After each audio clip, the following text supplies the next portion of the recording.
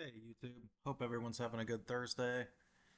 I wanted to get on here and talk about the Royals advancing to the American League Division Series. They managed to sweep the Orioles 2 games to nothing, and it was another low-scoring, well-pitched game, 2-1 in favor of the Royals. So we held them to 1 run in both of those games combined. Outstanding effort from the pitching, and we got that clutch hitting when we needed. That man on your right, Bobby Witt Jr. Um, managed to deliver two clutch hits, one in each game that were the game-winning RBIs of both games, and it's the first time since the great Jimmy Fox did it, um, Hall of Famer from a long time ago, that a player had the game-winning hit in both of his first two playoff games. So pretty cool stat there, I think. Yeah, I'm beyond excited. They go to New York to play the Yankees on Saturday. Um, but before I move on to that, I want to acknowledge the Orioles and say, congratulations on a good season. Um, it's got to be frustrating if you're a fan of them. They have a 10 game losing streak now in playoff games, and six of those games have come against the Royals. The first four, and then these last two. So yeah, I know they won I think 100 games last year, over 100 games, and then they took a little dip um, this year, but still had a great year in terms of the win column. They took a dip. I mean, not that they were a lesser team, but they got swept in both of those playoff series, and meanwhile the Royals have coming off a 100 loss season, and they're back in the playoffs and they advance. So it's got to be frustrating if you're an O's fan. So, but they've been putting together really good teams, especially in recent seasons. So I'm sure they'll be back. And the only thing is, because one thing they pointed out was with the 10 game losing streak in the playoffs, they mentioned that most of those guys aren't around anymore, that from when it started. But now the young core that is in there, it started for them, and you might be feeling it, but hopefully it doesn't get in their heads too much going forward. But yeah, Saturday, the Royals are going to be playing the Yankees, Yankee Stadium. And my take on the series is I'll give the Yankees credit for having a better lineup than the Royals, in my opinion. Um, I don't think by a ton, but I'll give them the edge for lineup, um, especially with the way the Royals have produced down the stretch. In the regular season, just not being able to score a lot, and they didn't score a lot um, in these last couple games. But I'll give them a pass for these last couple games because I mean, you're going up against the toughest pitchers that team has, and I mean, it's hard. It's just hard to hit the ball, against the nasty stuff guys are throwing these days. It's either, you know, complete gas, you're getting 100 miles an hour pitches, or stuff with just crazy movement that the human eye can't really comprehend. So it's I mean, hitting is a tough challenge. So, but I think with these first two wins, especially, I mean, I think they'll be better going forward. I mean, there might be times where we struggle with the bats in this series, but I think if we can keep getting those clutch hits and keep them going at the right time, keep the offense going at the right time, then we've got a shot at beating the Yankees and upsetting this number one seed. The Yankees. I wanted to get into the numbers here with the run scoring. Yeah, like I said, I think the Yankees. have a better lineup than we do, but I'll take the Royals pitching staff over any team in the league right now at this point, to be honest. Um, I think we just have a great rotation. Um, Seth Lugo, he did well yesterday. He did well for a while yesterday up until he got into trouble. Um, and he left with the bases loaded, I believe. So his bullpen had to kind of bail him out, but still, he's been great all year, and I think he'll continue to be great on his next start. And let's see, the Yankees, they scored 815 runs in the regular season, and the Royals only scored 735. So the Yankees scored 80 more runs in the regular season, and the Royals allowed 644 runs, and the Yankees allowed 668 runs. So um, they did surrender 26 more runs than the Royals, and but still they had a 56 56 runs better in the run differential than the Royals did.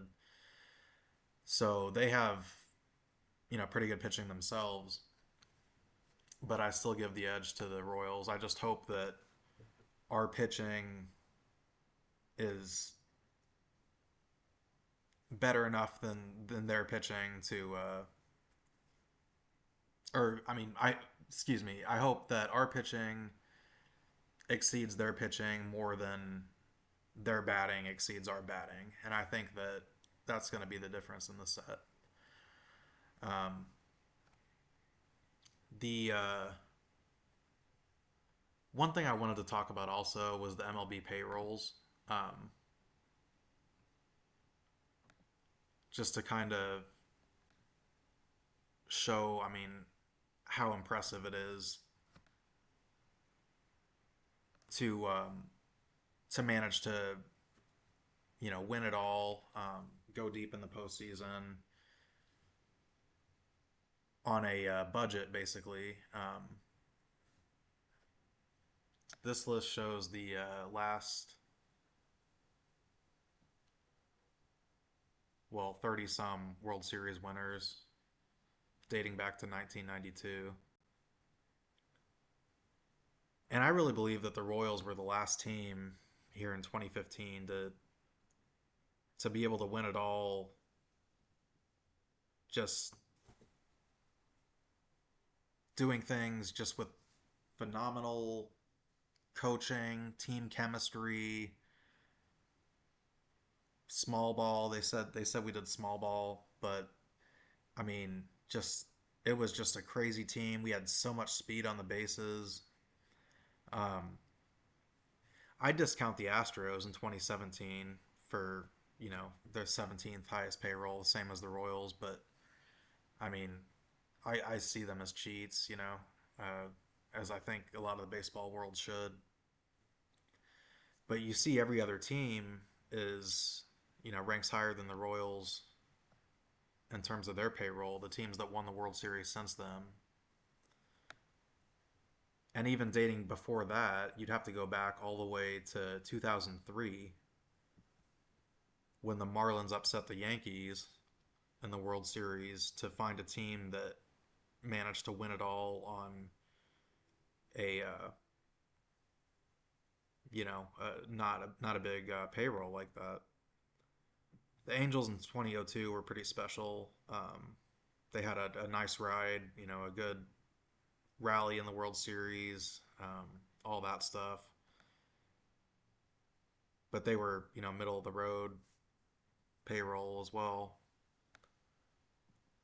And dating back before that, you can't, it's hard to find a team outside of the top five where if you're not spending in the top five, you're not winning World Series. Money bought the Yankees, three World Series consecutively. So, um, and then I wanted to look at this year's payrolls to kind of compare. So the Mets almost missed the playoffs. So that would have been pretty pretty bad for them if they spent $305 million on a team, and didn't make the postseason. The Yankees, as you'd expect, right up there, right behind the Mets, $2 million. It's basically the same, $303 million. And meanwhile, the Royals this year are 21st with $115 million payroll. And a lot of that is going to the starting pitching we brought in. We're paying Seth Lugo $15 million a year. We're paying Michael Wacha, I think, $16 million this year. Um, and I give a lot of our credit to you know upper management and ownership for being willing to spend the money that we do have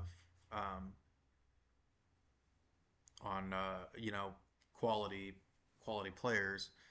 And I was skeptical of the Seth Lugo and Michael Wacha signings because those guys are in their mid 30s at this point, and I was worried if they still had it, and clearly both of them still do. They've been great, both of them all year.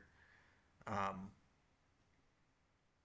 but at the same time, I was thinking, well, why don't you guys try to acquire a pitcher that's in his mid to late 20s, where that's just as good as a Seth Lugo or a Michael Wacha. But I think part of the answer to that is a guy like that who's just as good as Seth Lugo or Michael Wacha at that age would cost a ton more money. So I think yeah, the Royals did a great job of shopping in the offseason, and as a result, they are hanging with the big boys right now,